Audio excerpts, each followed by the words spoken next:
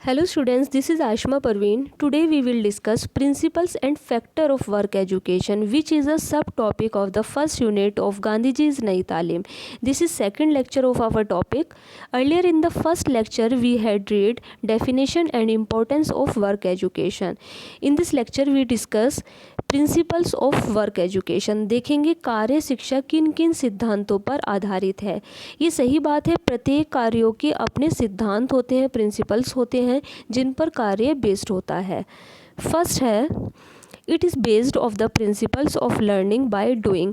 यह करके सीखने पर आधारित है। मतलब जो कार्य शिक्षा है वो इस बात पर फोकस करती है, इस बात पर बल देती है कि बच्चा स्वयं कार्यों को करे, और जब बच्चा हाथ से खुद से काम करेगा तो वह स्वयं उस कार्य से संबंधित एक्सपीरियंस ले सकेगा, उस कार्य से संबंधित ज़्यादा अनुभव प्राप्त कर सकता है।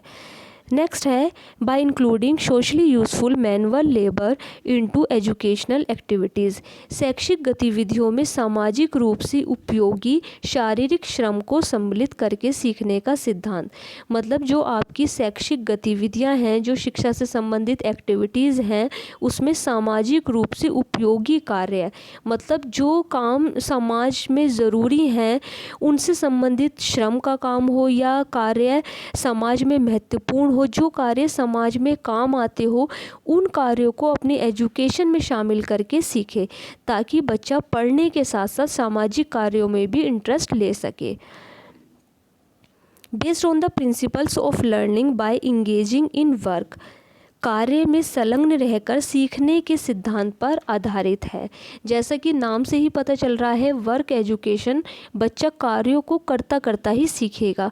जितना ज़्यादा कार्यों में इंगेज्ड होगा उतना ही बच्चे उस कार्य को करने के बाद एक्सपीरियंस गेन कर पाएंगे।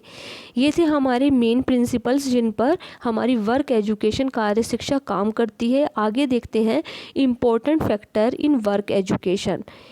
कार्य शिक्षा के 4 महत्वपूर्ण कारक हैं, जिसमें फर्स्ट है टीचर, शिक्षक, सोशल कम्युनिटी इंगेजमेंट मतलब समाज या सामुदायिक सहभागिता, इकोनॉमिक वैल्यू आर्थिक मूल्य, पेडागोजिकल वैल्यू शैक्षिक मूल्य। इसमें हमारे शॉर्ट क्वेश्चन इसमें से बन जाते हैं, जैसे वर्क एजुकेशन में टीचर का क्या रोल है, कार्य शिक्षा में समाज की क्या सहभागिता हो सकती है, कार्य शिक्षा में आर्थिक मूल्य कौन से हैं, या कार्य शिक्षा में शैक्षिक मूल्य कौन से हैं।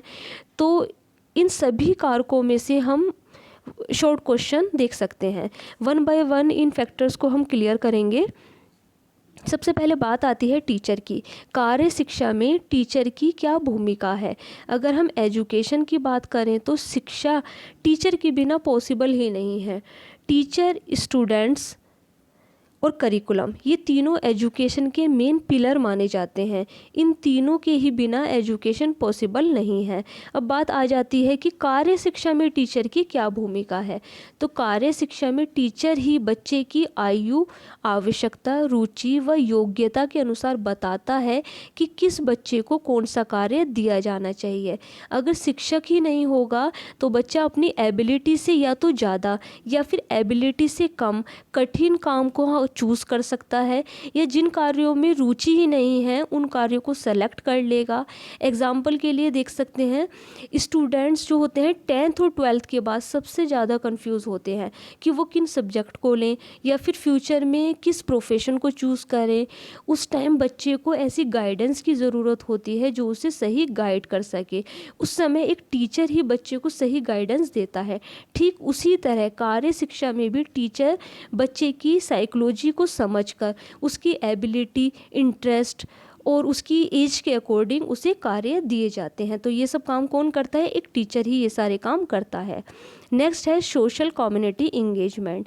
कार्य शिक्षा में समाज या समुदाय का क्या रोल है। तो इसमें कहा गया है कि यह सही नहीं है कि शिक्षा को पूरी तरह टीचर्स पर छोड़ दिया जाए। कि जो कुछ सीखेगा वो स्कूल में ही सीखेगा, ये सही नहीं है। तो इसमें कहा गया है कि कार्य शिक्षा में जितनी इम्पोर्टेंस टीचर या स्कूल की है, उतनी ही इम्पोर्टेंस सोशल कम्युनिटी या सोसाइटी की भी है। इसमें फैमिली भी शामिल है। उसकी कार्य शिक्षा में फैमिली को भी इंटरेस्ट लेना चाहिए कि हमारा बच्चा क्या सीख रहा है।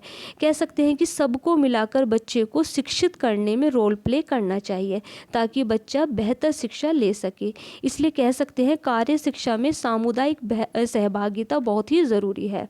नेक्स्ट है इकोनॉमिक वैल्यू, आर्थिक मूल्य, मतलब वर्क एजुकेशन, कार्य शिक्षा का आर्थिक मूल्य क्या है। इसमें महत्वपूर्ण बात यही है कि कार्य शिक्षा आर्थिक रूप से किस प्रकार सहायता कर सकती है। माना आपने एजुकेशन ले ली है, उसके बाद ये तो कोई गारंटी नहीं है कि आपको बहुत जल्दी एक बेटर जॉब मिल सके, नहीं। उसी कंडीशन में कार्य शिक्षा बहुत इम्पोर्टेंट रोल प्ले करती है, क्योंकि वर्क एजुकेशन में हम छोटे छोटे कार्य करने ही सीखते हैं, है ना। तो बाय चांस आपकी अगर जॉब नहीं लगती है तो आप इन क्रिएटिविटी स्किल्स या फिर टैलेंट से ही इनकम गेन कर सकते हैं और अपना आर्थिक जीवन व्यतीत कर सकते हैं।